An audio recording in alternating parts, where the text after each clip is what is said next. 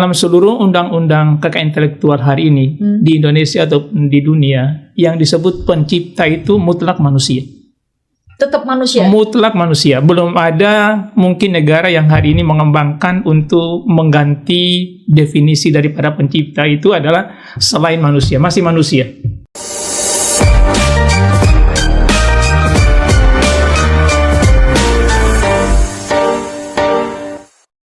Bulan yang lalu kita bicara soal generative AI.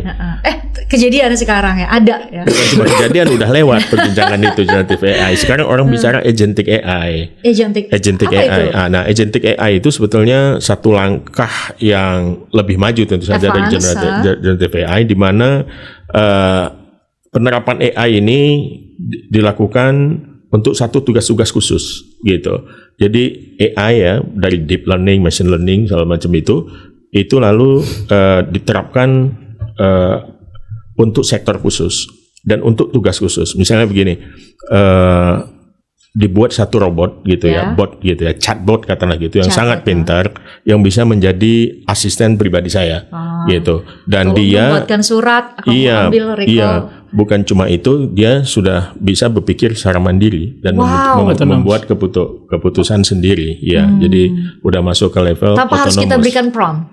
Tanpa harus diberikan prompt. Wow. Jadi hanya perintah sekali saja, lalu kemudian dia bisa melakukan itu. Yang penting kita jelas instruksinya apa gitu. Dia bisa, ya promptnya ada, prompt yang awal. Nah, setelahnya dia bisa bergerak sendiri. Nah, masalahnya di dalam pengembangan agentic AI ini, di mana posisi manusia di dalam proses berarti itu. Akses ke keuangan kita dan lain-lain juga dia bisa melakukan. Bisa, kalau kita buka. Nah, masalahnya ada yang jadi perdebatan sekarang di dalam level autonomous itu di mana manusia gitu.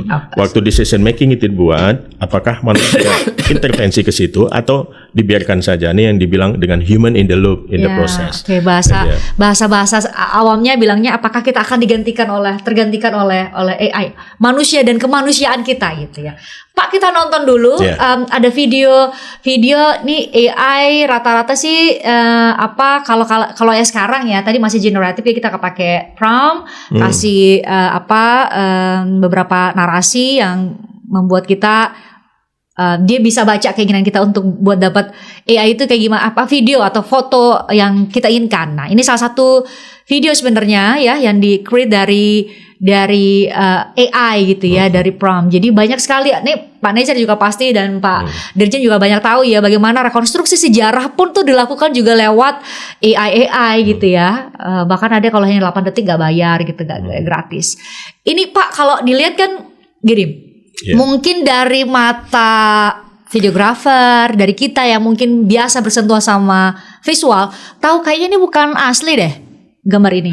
Tapi rata-rata hari ini karena semakin cerdas, semakin baik, kayak videonya tuh sudah sangat-sangat sulit dibedakan, Pak. Jadi mau saya bilang gini, orang kalau bikin konten kayak gitu, tadi saya tanya ke yang di awal itu, Pak.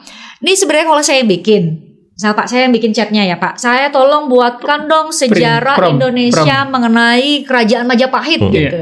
Terus ada videonya, dia juga sekalian mencarikan secara akurat cerita mengenai bagaimana kerajaan Majapahit dulu dan lain-lain. Yang punya haknya itu ChatGPT-nya misalnya, atau saya sebagai penulis promptnya? Iya, baik, terima kasih. Saya ingin menjelaskan mungkin hal yang paling mendasar dari kekayaan intelektual, karena bicara siapa penciptanya. Dalam seluruh undang-undang kekayaan intelektual hari ini di Indonesia atau di dunia, yang disebut pencipta itu mutlak manusia. Tetap manusia. Mutlak manusia. Belum ada mungkin negara yang hari ini mengembangkan untuk mengganti definisi daripada pencipta itu adalah selain manusia, masih manusia. Kedepannya mungkin dengan kemajuan artificial intelligence akan ditambahkan selain manusia, mungkin harus ada yang lain. Kemudian yang kedua, dari sisi paten. Dari sisi paten itu, maka yang disebut inventor itu adalah orang juga, inventor ponomo, orang atau kelompok orang, jadi masih manusia juga. Kemudian yang kedua adalah dari segi orisinalitas, harus asli itu. Ya. Sementara yang menjadi perdebatan adalah data latih yang digunakan itu adalah apakah asli atau enggak. Ya.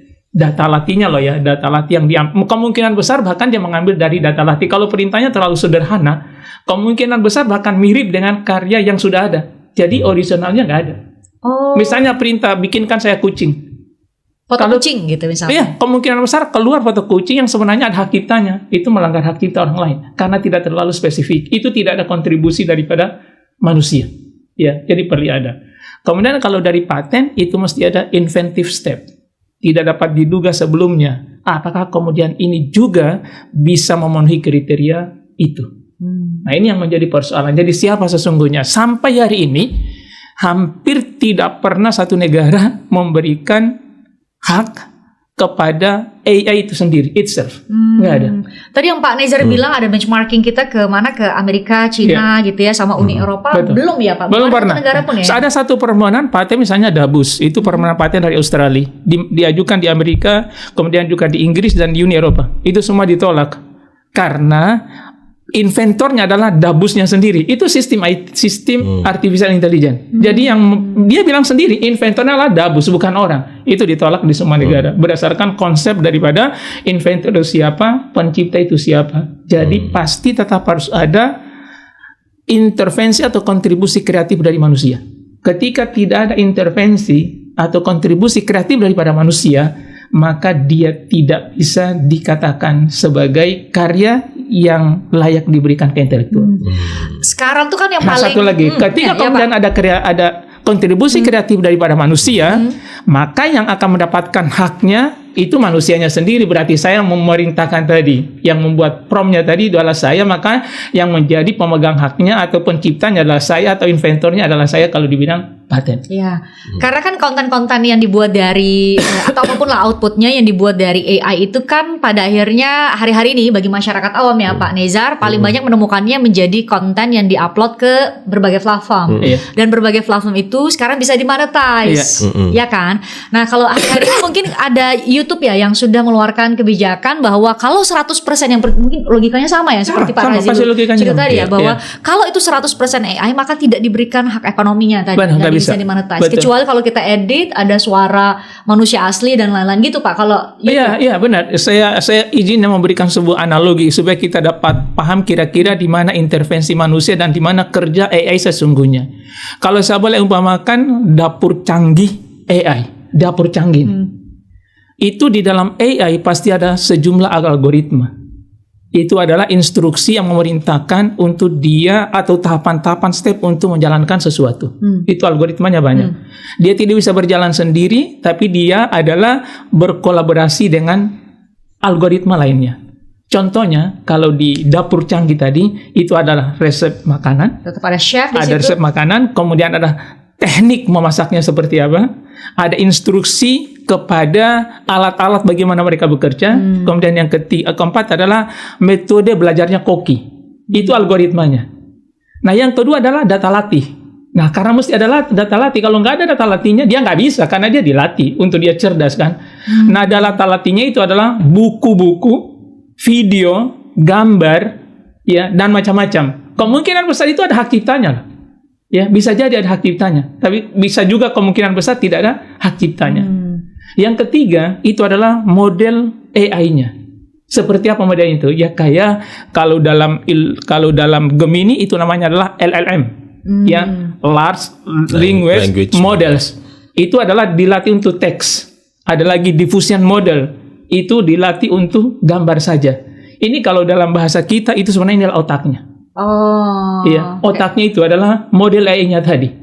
Itu otak dia untuk dia bisa menjalankan sesuatu.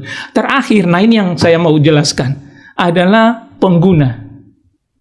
Nah, itu adalah satu.